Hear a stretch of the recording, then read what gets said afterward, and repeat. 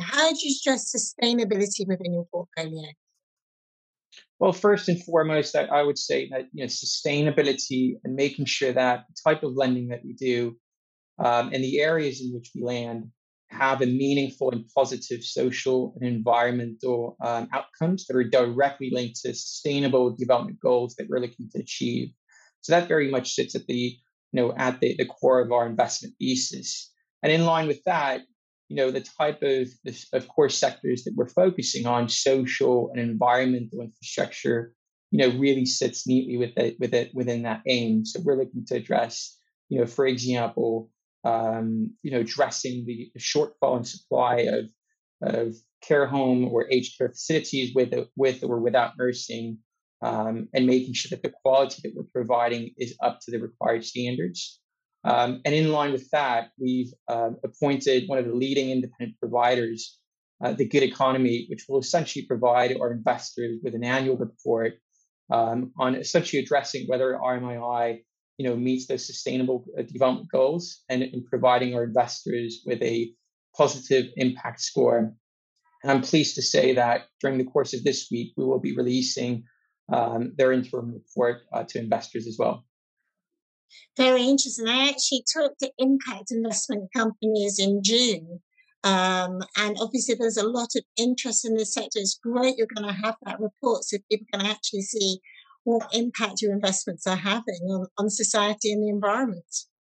Yeah, very much so. I mean, it is a lot of work, but we're quite happy to properly report to investors what it is we're doing, and all of this being done by an independent third-party provider rather than coming from the fund itself. So I think it's a very compelling proposition and offer to our investors base. Yes.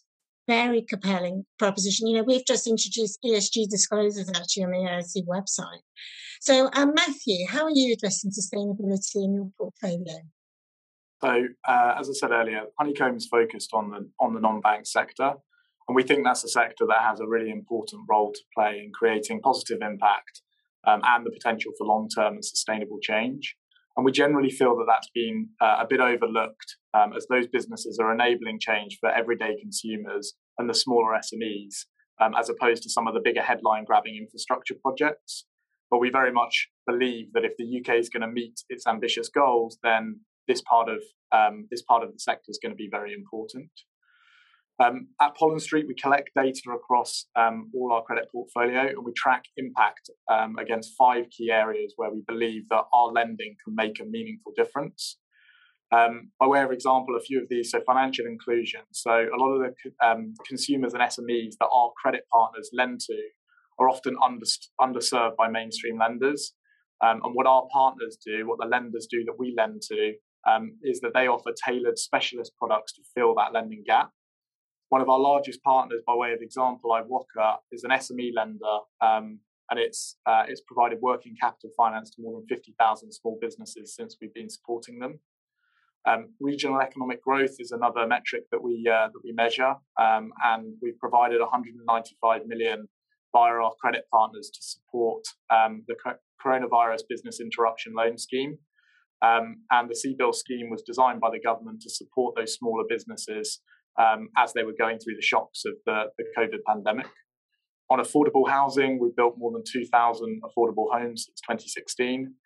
And on reduction of carbon footprint, we've recently agreed a new £75 million senior credit facility to Europe's largest electric vehicle subscription service business called Onto.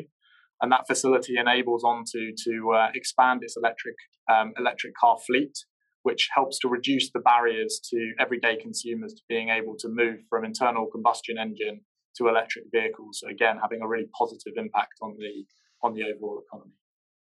Great to have those real examples there. And Joanne, how are you addressing sustainability within your portfolio?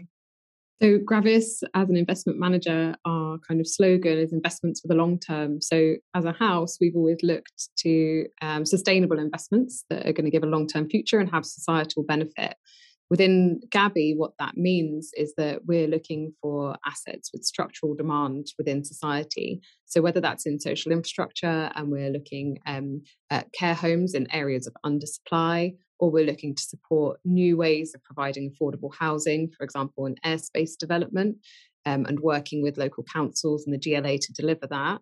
Or it could be in the kind of energy transition space. And we've had quite a number of different investments through the portfolio. So, for example, we were a relatively early investor in sort of battery storage assets, which, whilst obviously not a renewable fuel source within themselves, are supporting the transition.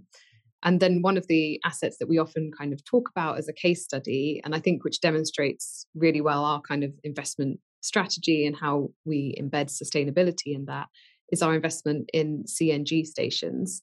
So we're invested in a developer who is building out CNG stations, which is compressed natural gas stations, and they're able to deliver fuel that can be used for large haulage vehicles instead of diesel.